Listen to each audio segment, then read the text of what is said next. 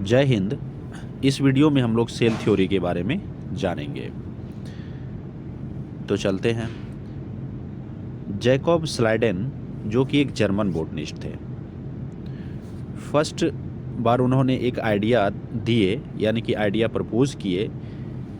तो क्या idea propose किए कि that all plant consist of cell, जितना भी प्लांट है सभी सेल का बना हुआ है। तो ये बात किसने बोली? तो जैकब स्लाइडेन ने बोले। उसके जस्ट एक साल के बाद एक जर्मन जियोलॉजिस्ट आए। उस जर्मन जियोलॉजिस्ट का नाम था थियोडोर स्वान।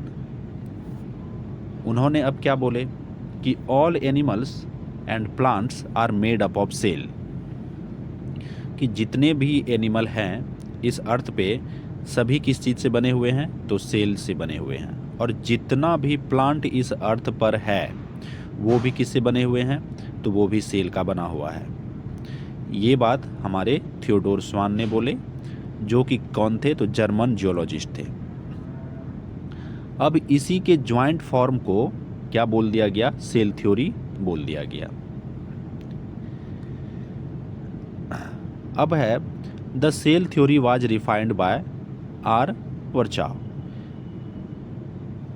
आर वर्चाव ने क्या किया? जो सेल थ्योरी में जो भी थोड़ी मोड़ी त्रुटि वगैरह थी, उसको, जो गलती वगैरह थी उसको सही किए।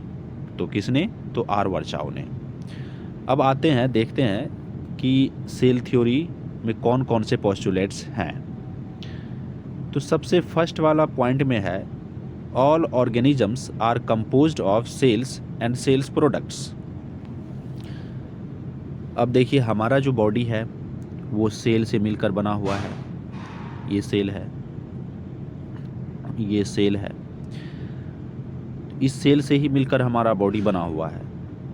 एक बात यहाँ पर जान लें कि हर सेल का शेप ये राउंड ही नहीं होता है, कुछ इलोंगेटेड भी होता है, मतलब कुछ इस तरीके का भी रहता है, कुछ इस तरीके का भी रहेगा। तो डिफरेंट डिफरेंट टाइप्स का, डिफरेंट डिफरेंट शेप का हमारे बॉडी में सेल है। तो यहाँ पर हम जो ले रहे हैं ये राउंड वाले से ले रहे हैं। इस राउंड वाला जो सेल है, इस सेल के अंदर में और भी कोई प्रोडक्ट होगा क्या? यानी कि इस सेल का जो बॉडी है, मान के चलते हैं ये जो सेल है इसका जो बॉडी है, तो इस सेल के बॉडी में इसका कुछ पार्ट होगा, इसका बॉडी का अपना कुछ कुछ पार्ट होगा। जैसे हमारा बॉडी में स्टमक है, हार्ट है, डिफरेंट डिफरेंट काइंड्स का बॉडी का पार्ट्स है। उसी तरीके से जो सेल है इसमें भी इसके बॉडी के अंदर डिफरेंट डिफरेंट पार्ट है। तो यहाँ पर इसका न्यूक्लियस होता है और माइटोकॉन्ड्रिया होता है। इस न्यूक्लियस के अंदर में डीएनए होता है, आरएनए होता है। तो डिफरेंट डिफरेंट प्रोडक्ट होता है इस सेल के अंदर।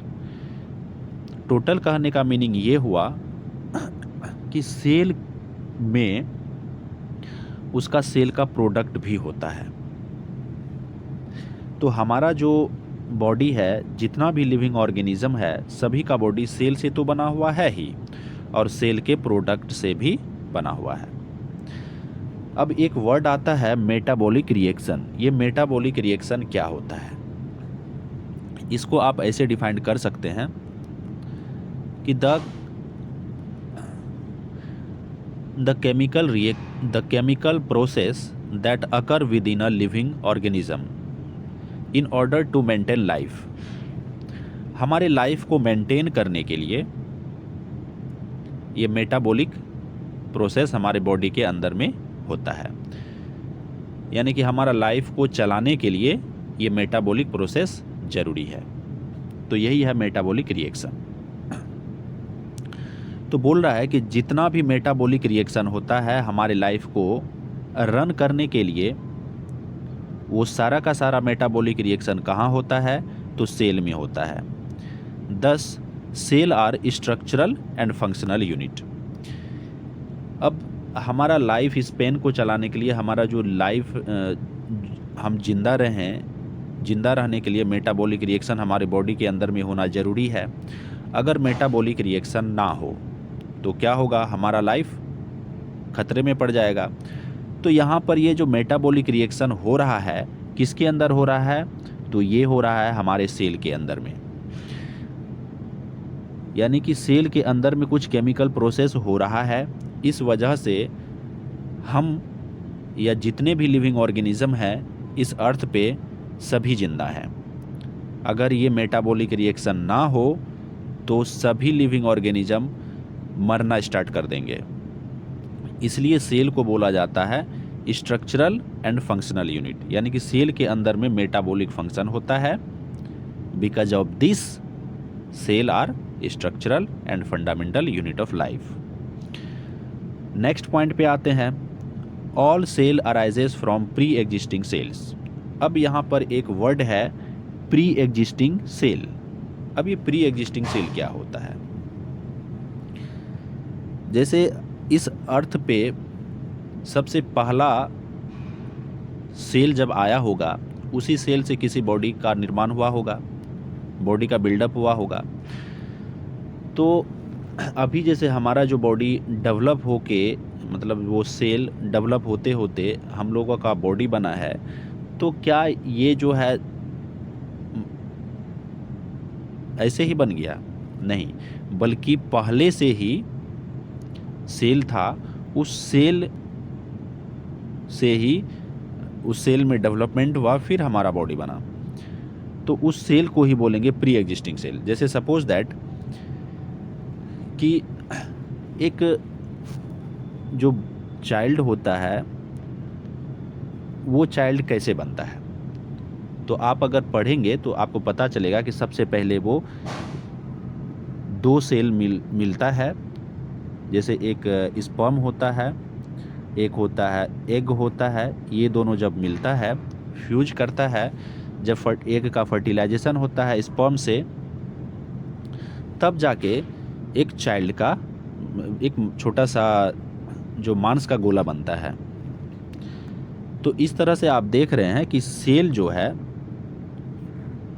जो भी सेल आता है वो प्री एग्जिस्टिंग सेल से आता है। कहने का मतलब पहले से जो मौजूद सेल है उसी से क्या बनता है, नया सेल बनता है। अब बोलता है कि no cell can originate spontaneously. कोई भी सेल ऐसे ही नहीं ओरिजिनेट हो जाता है। जैसे एनर्जी के बारे में बोला जाता है कि एनर्जी को ना ही बनाया जा सकता है ना ही नष्ट किया जा सकता है। सेम उसी तरीके से ये जो सेल है ये खुद ब खुद एग्जिस्टेंस में नहीं आ जाता है, बल्कि पहले से जो मौजूद सेल होगा उस सेल से ही क्या बनेगा, तो न्यू सेल का फॉर्मेशन होगा।